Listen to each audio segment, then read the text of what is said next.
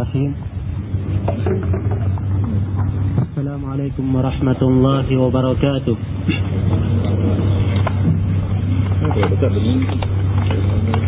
Innal hamdalillah nahmaduhu wa nasta'inuhu wa nastaghfiruh wa na'udzu billahi min shururi anfusina wa sayyiati a'malina. May yahdihillahu fala mudilla lahu ومن يضلل فلا هادي له وأشهد أن لا إله إلا الله وحده لا شريك له وأشهد أن محمدا عبده ورسوله. يا أيها الذين آمنوا اتقوا الله حق تقاته ولا تموتن إلا وأنتم مسلمون. يا أيها الناس اتقوا ربكم الذي خلقكم من نفس واحدة وخلق منها زوجها وبث منهما رجالا كثيرا ونساء واتقوا الله الذي تساءلون به والأرحام إن الله كان عليكم رقيبا. يا أيها الذين آمنوا اتقوا الله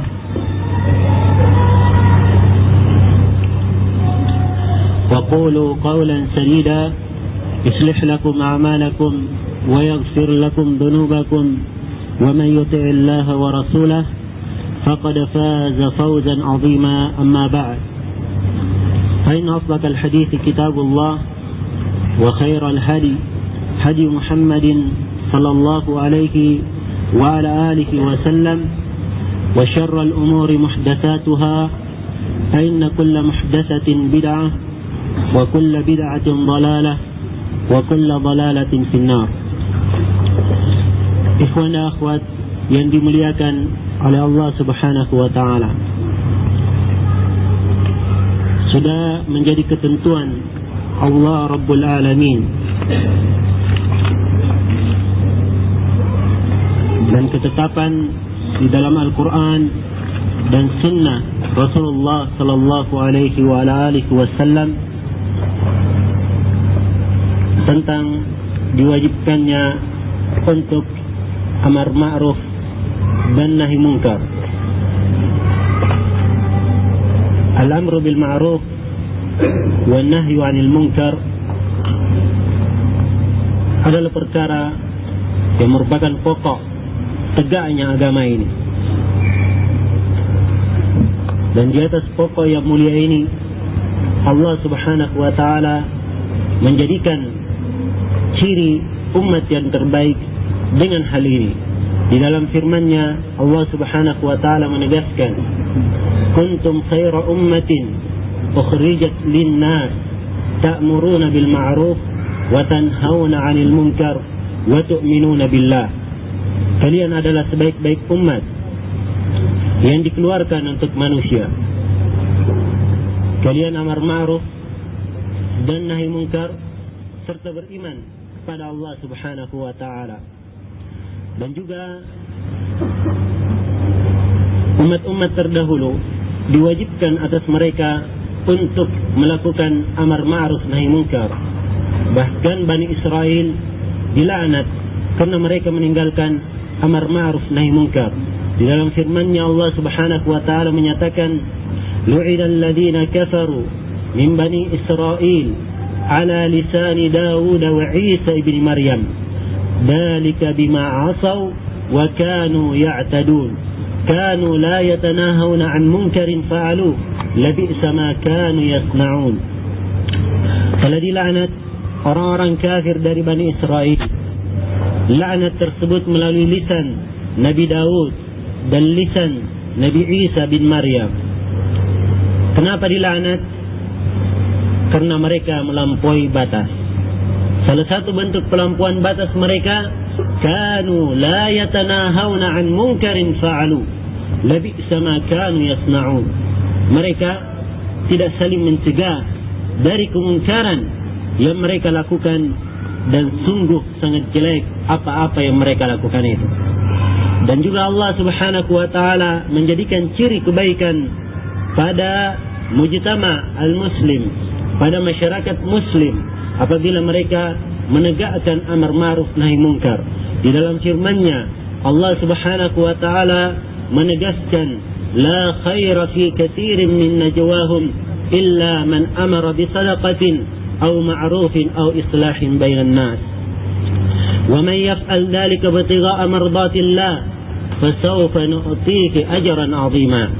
Tidak ada kebaikan pada kebanyakan pembicaraan mereka kecuali orang-orang yang memerintah dengan sedekah dan memerintah kepada kebaikan atau memerintah menganjurkan manusia untuk memperbaiki manusia, dan siapa yang melakukan hal tersebut mengharap ridha dari Allah Subhanahu wa taala, kami akan memberikan kepadanya pahala yang sangat besar.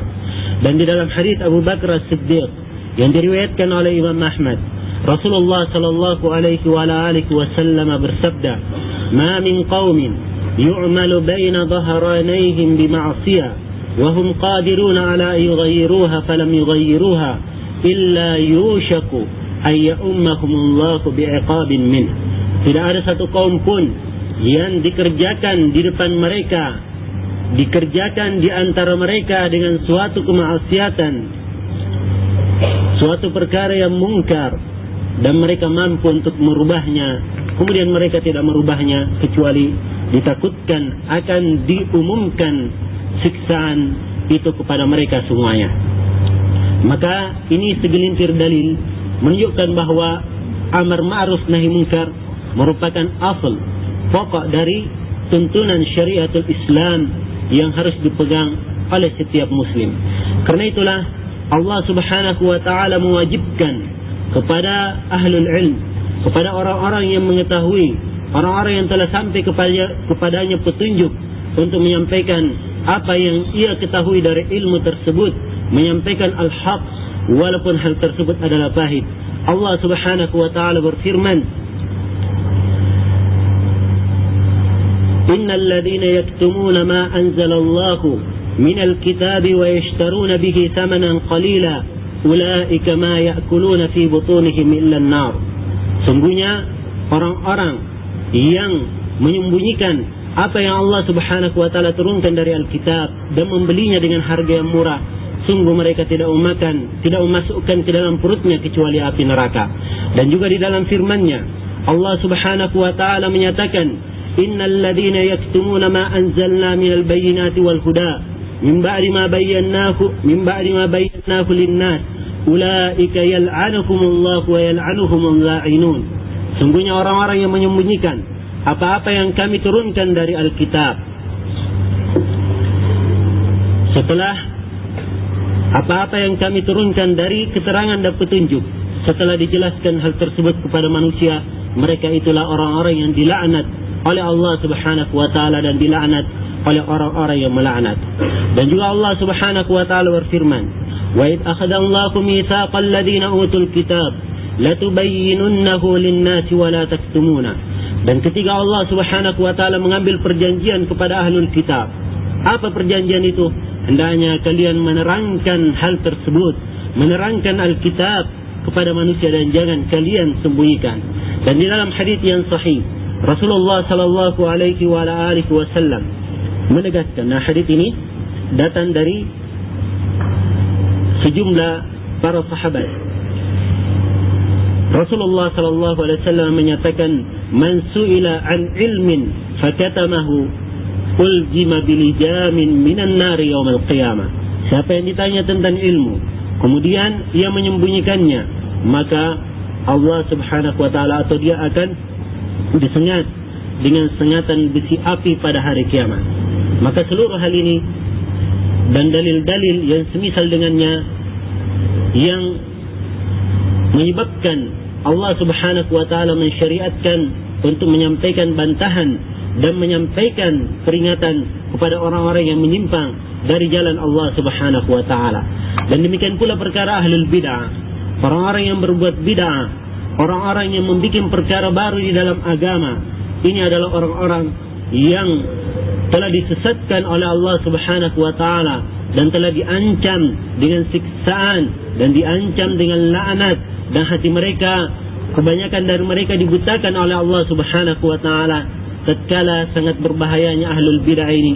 Maka Allah dan Rasulnya telah menegaskan dengan sejelas-jelasnya tentang wajibnya untuk menjauhi mereka dan wajibnya untuk menjelaskan kejelekan-kejelekan mereka dan wajibnya untuk menjauhi majlis-majlis mereka dan tidak terpengaruh dengan sedikit pun dari syubhat-syubhat, rancuan-rancuan yang bisa membahayakan agama mereka. Ayat-ayat dan hadis-hadis yang menjelaskan tentang wajibnya menjauhi ahlul bid'ah dan mentahdir mereka, memperingatkan umat dari mereka, memperingatkan kaum muslimin hendaknya menjauh dari orang-orang yang berbuat bid'ah ini. Dalil-dalil tentang hal tersebut sangatlah banyak dari Al-Quran dan dari As-Sunnah, dan ijma' sepakat di kalangan para ulama tentang wajibnya hal tersebut, wajibnya menerangkan hal tersebut dan wajibnya untuk menjauhi ahlul bid'ah dan lain-lainnya dari apa-apa yang disyariatkan terhadap bid'ah dan pelaku bid'ah tersebut. Di antara dalil-dalil tersebut, Allah Subhanahu wa taala berfirman di dalam surah Al-An'am ayat 68. وَإِذَا رَأَيْتَ الَّذِينَ يَخُوضُونَ فِي آيَاتِنَا فَأَعْرِضْ عَنْهُمْ حَتَّى يَخُوضُوا فِي حَدِيثٍ غَيْرِهِ وَإِمَّا يَنْسِيَنَّكَ الشَّيْطَانُ فَلَا تَقْعُدْ بَعْدَ الذِّكْرَى مَعَ الْقَوْمِ الظَّالِمِينَ. Dan apabila engkau melihat orang-orang yang tenggelam di dalam ayat-ayat kami, fa'arid anhum hatta yakhudu fi haditsin ghairi, maka berpalinglah kamu dari mereka sampai mereka berpindah kepada pembicaraan yang lain. Dan mungkin syaitan akan melupakan kamu, maka janganlah kamu duduk setelah kamu mendapatkan peringatan, duduk bersama orang-orang yang zalim, bersama kaum yang zalim. Ayat ini adalah landasan pokok yang dijadikan oleh para ulama tentang disyariatkannya untuk menjauhi majlis ahlul bid'ah dan untuk menjauhi orang-orang yang menyimpang dari jalan Allah Subhanahu wa taala. Imam Asy-Syaukani rahimahullahu taala di dalam Fathul Qadir ketika menyebutkan ayat ini, beliau di dalam tafsirnya mengatakan, kata beliau, wa fi hadhihi al-ayah mau'izatun 'azimah liman yatamassah bimujalasatil mubtadi'ah alladhina yuharrifuna kalam Allah wa yatala'abuna bikitabihi wa sunnati rasulih wa yarudduna dhalika ila ahwa'ihim al-mudilla wa bid'ahim al-fasidah. Kata beliau di dalam ayat ini, mau'izah, nasihat yang sangat agung bagi orang-orang yang masih menyentuh, masih duduk di majelis-majelis para ahlul bid'ah.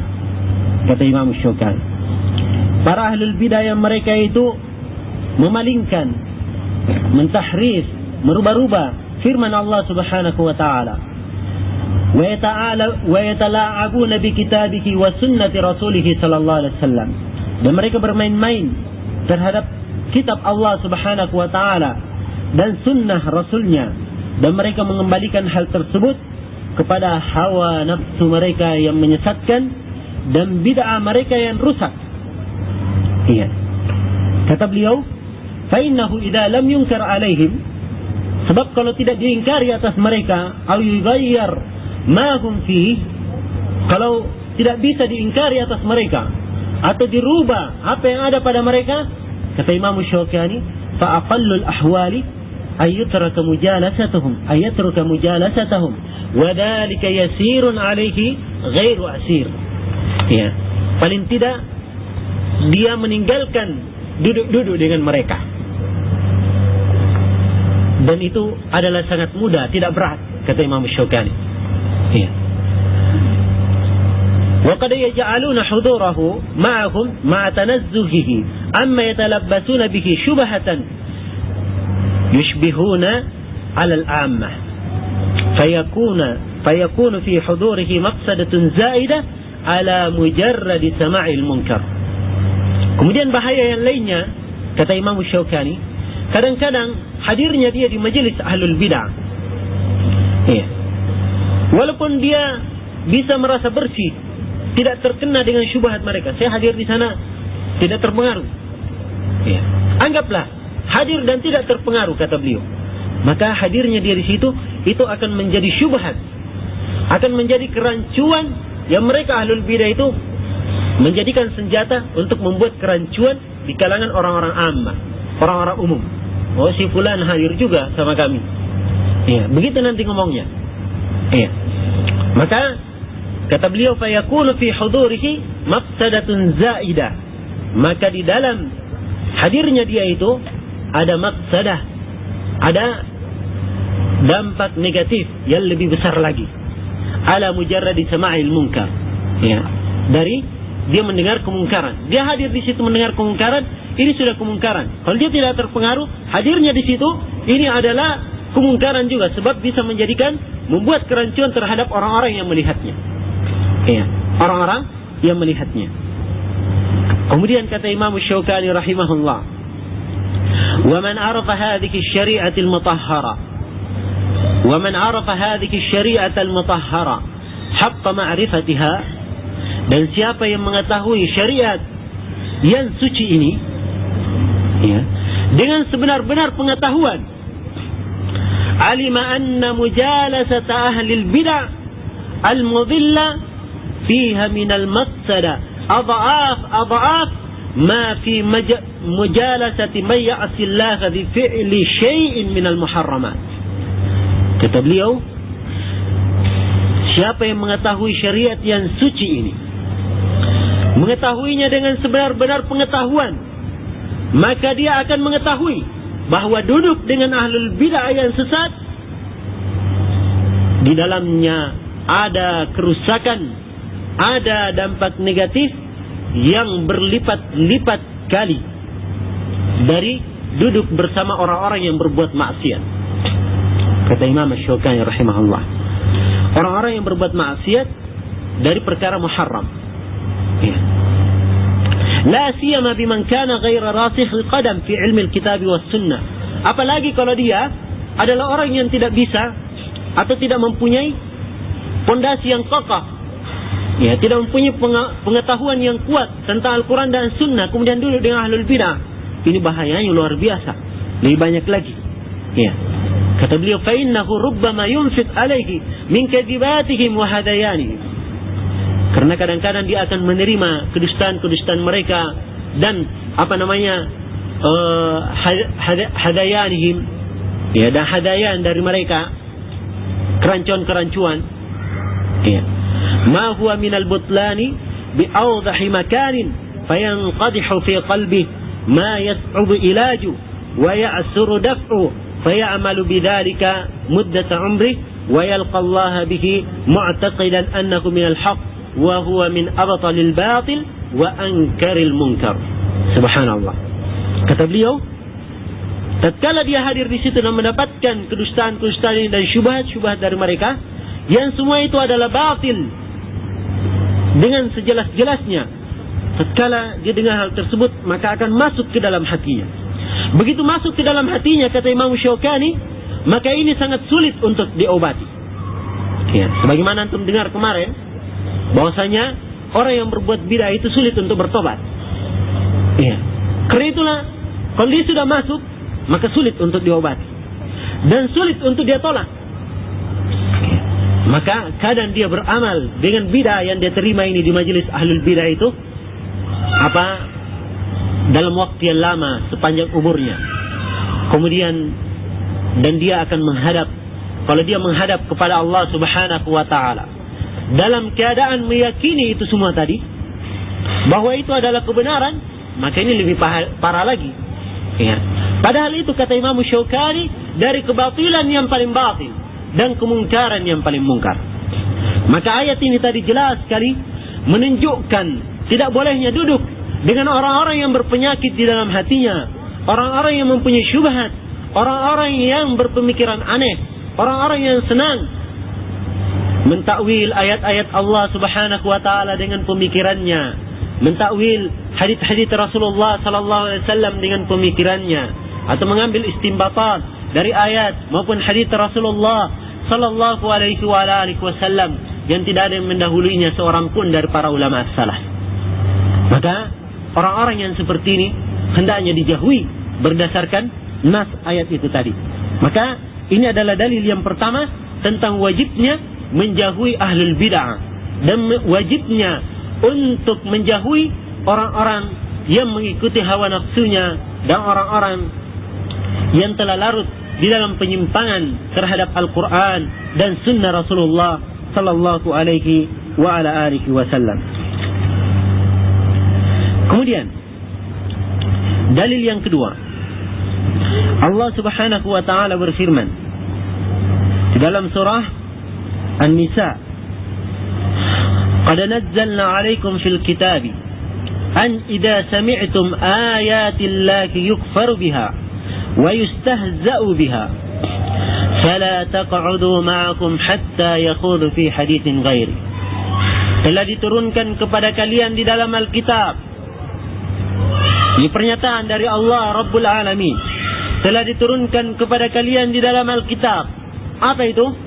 Kalau kalian mendengar ayat-ayat Allah Subhanahu wa taala diingkari, ada yang kufur terhadap ayat Allah, wa yustahza'u biha, dan ada yang mengelak-ngelak ayat-ayat Allah, ya, dan menghinakan atau mengelak-ngelak ayat-ayat Allah. Tidak cukup dia mengatakan olok-olokan secara langsung, ya, tapi juga tatkala dia mentakwilnya atau memalingkan maknanya dari maknanya yang diinginkan oleh Allah dan Rasulnya, ini masuk ke dalam kategori itu tadi, istihza. Ya, yustahza'u biha. Maka apa perintah Allah Subhanahu wa taala? Kalau ada orang yang seperti ini, fala taq'udu ma'ahum, jangan kalian duduk bersama mereka, hatta yakhudhu fi haditsin ghairi, sampai mereka pindah kepada pembicaraan yang lain, sampai mereka meninggalkan bid'ah mereka itu, sampai meninggalkan kelakuan mereka itu. Ya, kalau tidak mereka tinggalkan, maka jangan kalian duduk bersama mereka.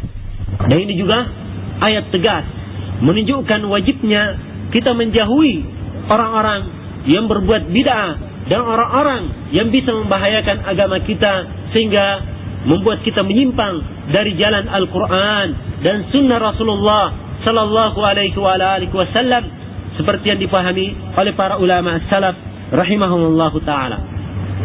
Kemudian dalil yang ketiga dari Al-Quran, Allah Subhanahu wa ta'ala berfirman di dalam surah Al-Mujadilah ayat 22, La tajidu qawman yu'minuna billahi wal yawmil akhir yuwadduna man hadda Allah wa rasulah. Tidaklah engkau mendapati satu kaum yang beriman kepada Allah dan hari akhirat. Ya. Lihat ya, tidaklah engkau mendapati satu kaum yang beriman kepada Allah dan hari akhirat. Iya. Jadi kalau dia melakukan apa yang akan disebutkan ini, artinya belum dianggap beriman kepada Allah dan hari akhirat. Tidaklah engkau mendapatkan satu kaum yang beriman kepada Allah dan hari akhirat, yuwadduna man haddallahu wa rasulah. Mereka memberikan loyalitas, memberikan kecintaan, memberikan penghormatan, penghargaan kepada orang-orang yang memerangi Allah dan Rasulnya, orang-orang yang menentang Allah dan Rasulnya. Dan ahlul bidah, sebagaimana yang kita katakan kemarin, dari perbuatan mereka itu, mereka adalah orang-orang yang menentang Allah Subhanahu wa ta'ala dan Rasulnya dengan membuat perkara-perkara baru. Ya. Karena itulah Imam Malik rahimahullahu ta'ala berdalilkan dengan ayat ini untuk memusuhi orang-orang Al-Qadariyah. Orang-orang Al-Qadariyah ini adalah kelompok ahlul bid'ah yang sesat. Dan Al-Qadariyah itu ada dua macam.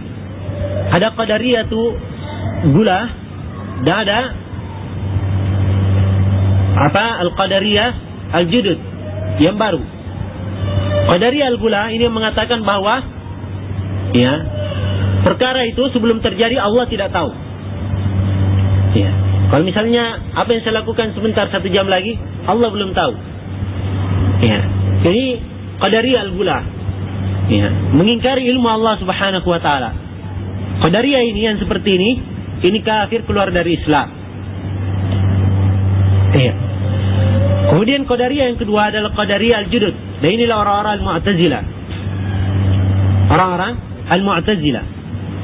Imam Malik ketika ditanya tentang al-qadariyah, beliau berdalilkan bahwasanya kita harus menjauhi orang-orang al-qadariyah dan tidak duduk bersama mereka. Ya. Ketika ditanya kepada Imam Malik, atau Imam Malik berkata, jangan kamu duduk kepada orang-orang qadariyah dan musuhilah mereka di jalan Allah Subhanahu wa taala dengan dalil firman Allah Subhanahu wa taala, la tajidu qauman yu'minuna billahi wal yawmil akhir yuwadduna man haddallaha wa rasulah. Tidaklah engkau akan dapatkan satu kaum yang beriman kepada Allah dan hari akhirat, mereka itu memberikan loyalitasnya kepada orang yang menentang Allah dan Rasulnya.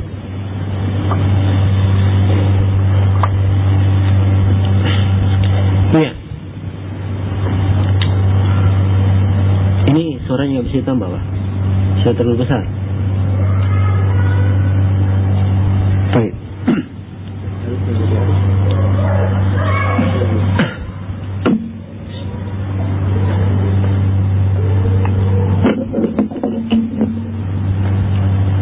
Itu dalil keberapa tadi?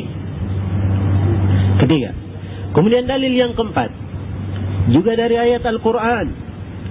Allah Subhanahu wa ta'ala berfirman dalam surah Ali Imran ayat 18, Ya ayyuhalladzina amanu la tattakhidu bitanatan min dunikum la ya'lunakum khabala waddu ma'anittum. Wahai orang-orang yang beriman, janganlah kalian membuat bitana, teman-teman, pendamping-pendamping, ya, min dunikum, selain dari kalian, la ya'lunakum khabala, ya, janganlah mereka itu membuatkan kehinaan kepada kalian, waddu ma'anittum, dan mereka sangat mengharapkan apa-apa yang kalian tidak senangi. Iya.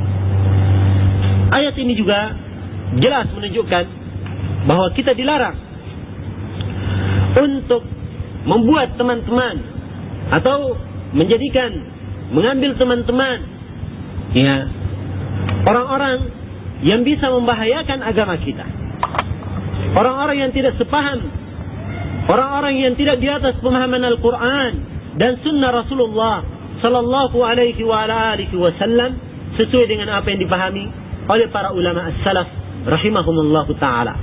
Bahkan dalil yang lebih tegas dari itu, Allah Subhanahu wa ta'ala berfirman di dalam surah Hud,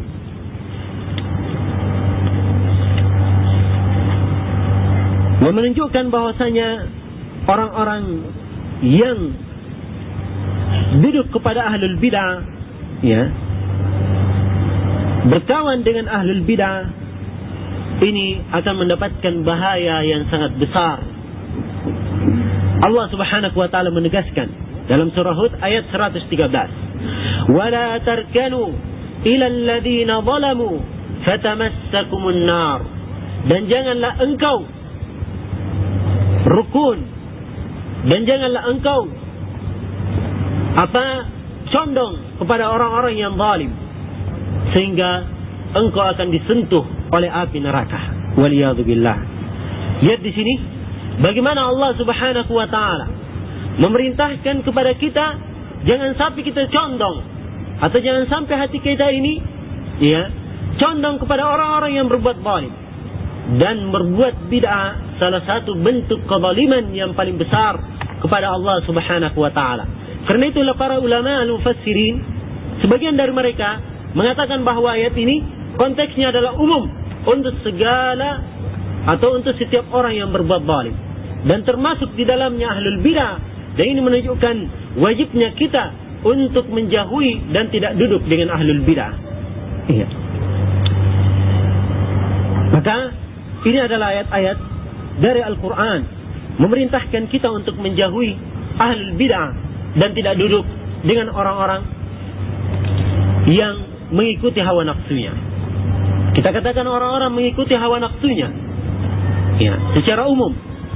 Sebab Allah Subhanahu wa ta'ala memerintahkan kita untuk menjauhi orang-orang yang mengikuti hawa nafsunya. Dan ahlul bid'ah, ya, termasuk ciri mereka yang paling besar adalah mengikuti hawa nafsu. Dan hawa nafsu yang disebutkan di dalam Al-Quran itu datang penyebutannya semuanya dalam bentuk celaan, ya. Semuanya dalam bentuk celaan. Ada 3 penggunaan hawa nafsu di dalam Al-Quran. Ya, al-hawa, kalimat al-hawa. Yang pertama, al-hawa bermakna berpaling dari apa yang dibawa oleh Rasulullah sallallahu alaihi wasallam, berpaling dari apa yang dibawa oleh para rasul dari petunjuk dan kebenaran. Allah Subhanahu wa taala berfirman, Allah Subhanahu wa taala berfirman di dalam Al-Quran, فلا يصدنك عنها من لا يؤمن بها واتبع هواه فتردى. Janganlah sekali-sekali engkau, ya, ditahan, dihalangi untuk beriman atau dihalangi dari hal tersebut oleh orang-orang yang tidak beriman dan mengikuti hawa nafsunya. Dan mengikuti hawa nafsunya, maka engkau akan celaka. Ini firman Allah Subhanahu wa ta'ala, engkau akan celaka.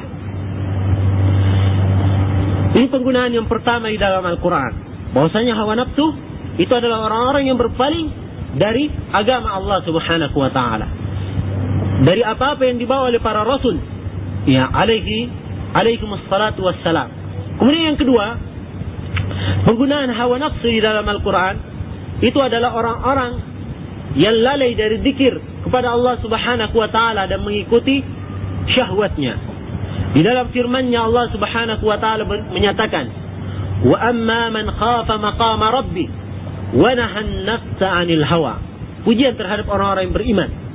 Adapun orang-orang yang takut kepada kedudukan Allah, kedudukan Rabb-Nya, dan menahan dirinya dari mengikuti hawa nafsunya. Maka di sini hawa nafsu bermakna syahwat dan lalai dari zikir kepada Allah Subhanahu wa ta'ala. Kemudian yang ketiga, mengikuti hawa nafsu juga kadang bermakna tidak berhukum dengan hukum Allah Subhanahu wa ta'ala. Allah Subhanahu wa ta'ala berfirman dalam surah Sad, ya Dawud atau ya Dawudu inna ja'alnaka khalifatan fil ard fala tattabi'il hawa fayadhilluka an sabilillah. Wahai Daud, sungguhnya kami menjadikan kamu sebagai khalifah di muka bumi ini, maka janganlah kamu mengikuti hawa nafsumu, ya, maka engkau akan sesat dari jalan Allah Subhanahu wa ta'ala. Maka ini adalah makna dari hawa nafsu. Seluruh makna ini ada pada ahlul bid'ah. Karena itulah Allah Subhanahu wa ta'ala memerintahkan kita untuk menjauhi ahlul bid'ah dan menjauhi orang-orang yang mengikuti hawa nafsunya. Di dalam firman-Nya Allah Subhanahu wa ta'ala menyatakan, ثم جعلناك على شريعة من الأمر فاتبعها ولا تتبع أهواء الذين لا يعلمون. Kemudian kami jadikan engkau wahai Muhammad di atas suatu syariat dalam perkara yang telah jelas. Fattabi'ha, maka ikutilah syariat tersebut.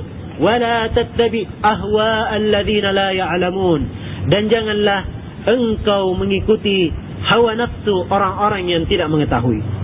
Dilarang untuk mengikuti hawa nafsu mereka.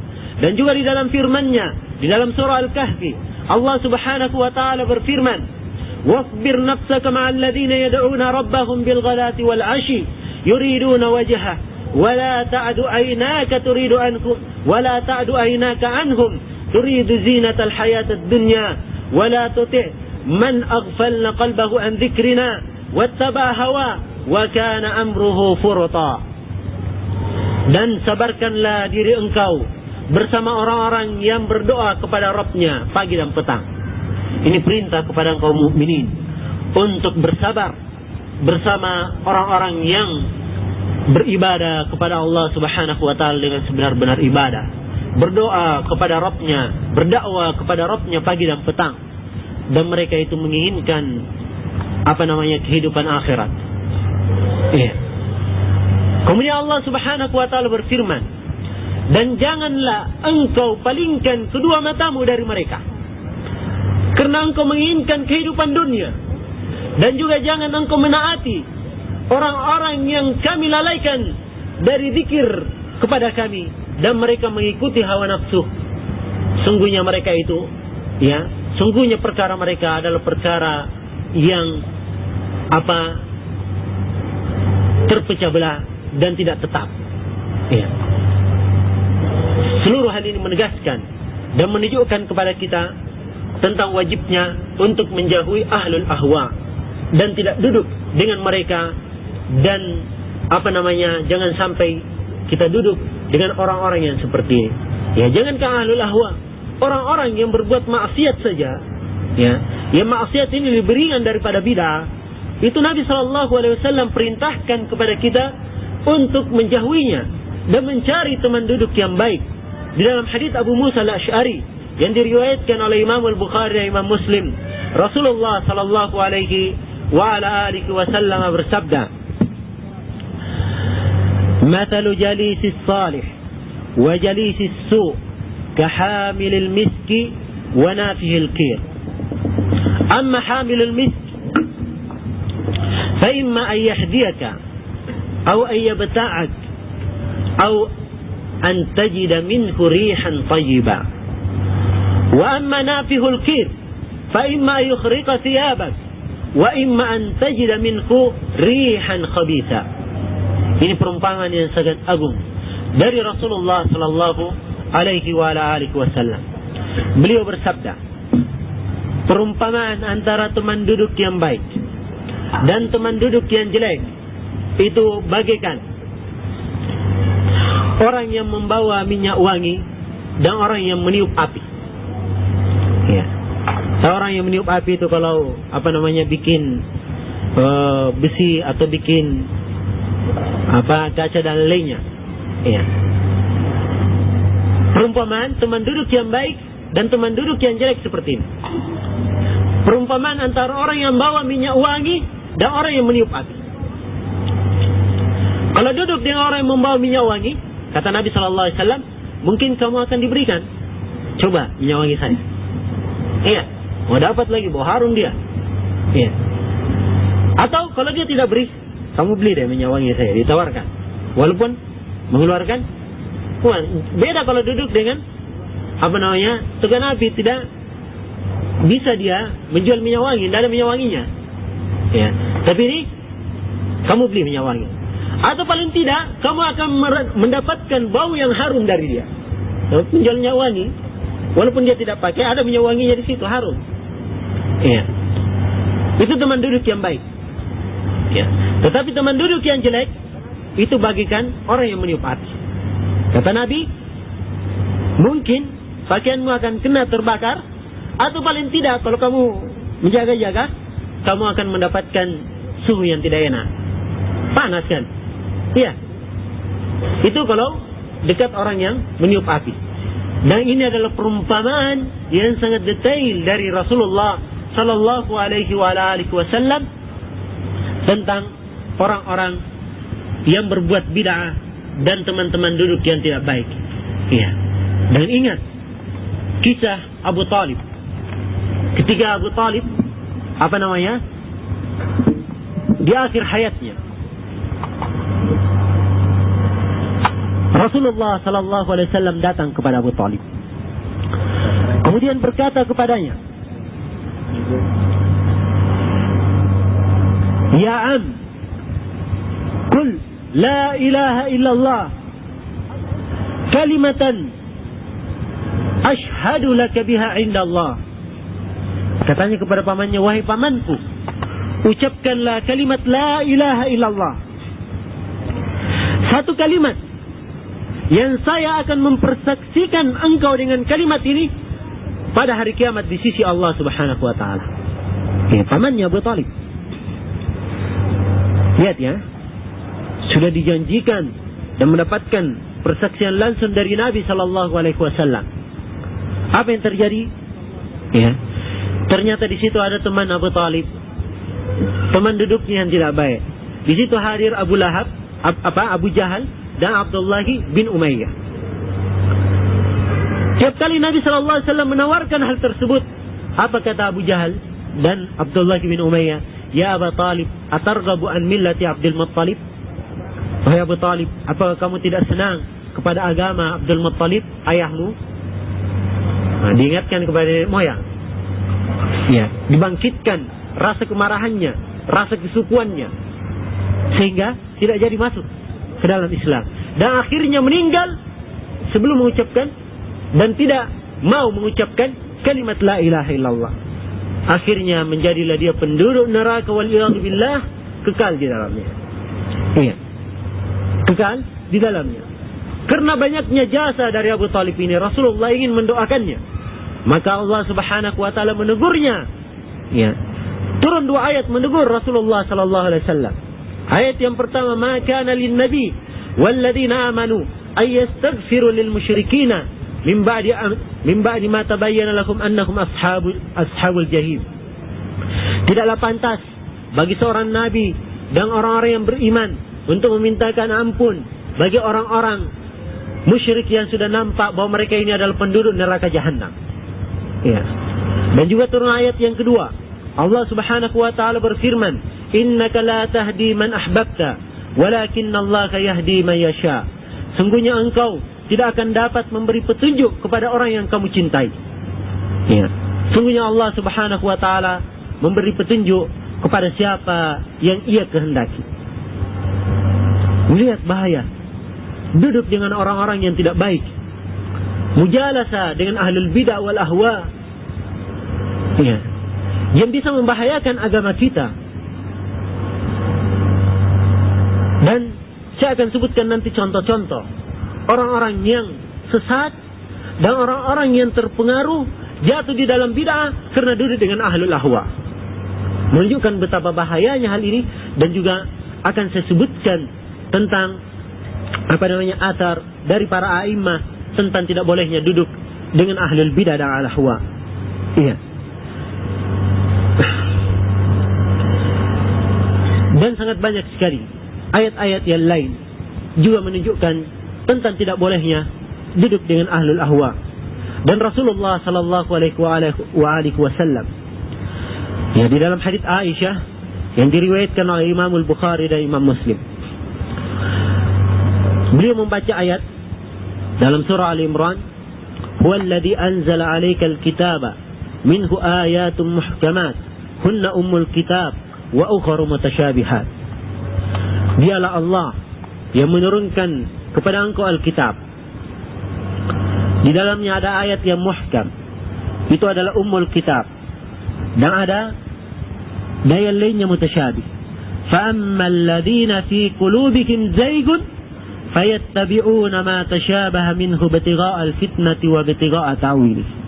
Adapun orang-orang yang di dalam hatinya ada penyimpangan, maka mereka mengikuti apa-apa yang mutasyabih, ya, menginginkan fitnah dan menginginkan untuk mentakwilnya. Maka Rasulullah sallallahu alaihi wasallam ketika membaca ayat ini, beliau berkata, "Idza ra'aital ladina yattabi'una ma tashabaha min faulaika alladhina samma Allahu fahdharuhum." Apabila engkau melihat orang-orang yang mengikuti yang mutasyabih dari Al-Quran, maka mereka itulah orang-orang yang Allah sebutkan dalam Al-Quran, maka jauhilah mereka. Perintah dari Rasulullah sallallahu alaihi wasallam. Karena ciri ahlul bidah itu mengambil dalil yang mutasyabih, tidak jelas sisi pendalilannya. Ya. Dari situ kemudian itu yang dijadikan dalil untuk membangun keyakinan mereka. Ya. Membangun keyakinan mereka. Seperti orang-orang Syiah Rafidhah misalnya, yang menafsirkan ayat, ya, yu'minuna bil jibti wat tagut, ya, beriman kepada al-jibt wat tagut, dua jenis berhala. Ditafsirkan Abu Bakar dan Umar. Ya.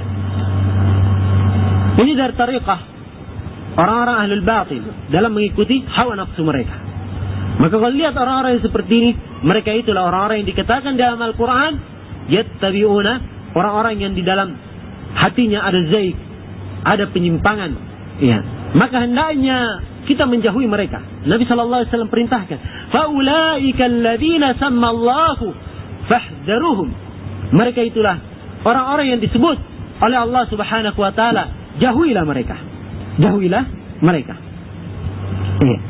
Dan juga Rasulullah sallallahu alaihi wa ala alihi wasallam mengabarkan jauh-jauh hari sebelumnya. Di dalam hadis Abu Hurairah yang diriwayatkan oleh Imam Muslim dalam muqaddimah sahihnya, kata beliau, yaqulu fi akhir ummati nasun yuhaddithunakum bima lam tasma'u antum wala aba'ukum fa iyyakum wa iyyahum. Kata beliau, akan ada nanti di akhir umatku manusia yang akan menyampaikan hadis-hadis yang kalian tidak pernah mendengar hadis-hadis itu, dan bapak-bapak kalian tidak pernah mendengar hadis-hadis itu. Maka kalau kalian dapat mereka, fa iyyakum wa iyyahum, hati-hati kalian dari mereka, dan hati-hati mereka mendekati kalian. Ya. Lagi-lagi perintah untuk jangan sampai duduk dengan ahlul bid'ah dan ahlul ahwa yang bisa membahayakan agama kita, wal iyadhu billah. Ya. Dan orang-orang yang duduk dengan ahlul ahwa dan ahlul bid'ah, ya, itu adalah orang-orang yang memang di dalam prinsip keagamannya itu ada kerancuan atau sangat minim. Ya. Sebab kalau ahlul bid'ah asalnya seorang itu tidak satu hati dengan mereka, maka tatkala dia duduk bersamanya, maka ini menunjukkan bahwasanya orang ini mempunyai pemahaman agama yang tidak begitu baik.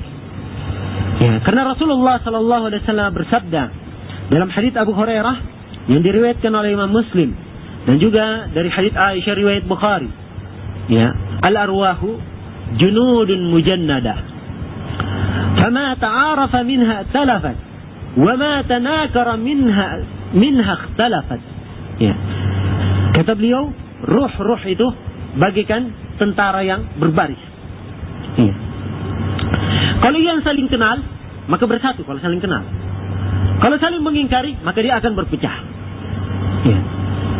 Maka sekali lagi, pada saat dia duduk dengan ahlul bidah, ini menunjukkan bahwa mereka menganggap baik dan ada kerancuan di dalam agamanya, dan tidak ada titik pengingkaran terhadap mereka, sehingga tidak menjauhi ahlul bidah tersebut dan tidak menjauhi orang-orang yang mengikuti hawa nafsunya ini. Iya. Dan berikut ini saya akan sebutkan beberapa asar dari para a'immah, para a'immah as-salaf, dari generasi para sahabat sampai ke generasi para a'immah di abad yang ketiga sampai abad kelima. Semuanya menunjukkan bagaimana sikap mereka terhadap ahlul bidah. Ya. Pertama harus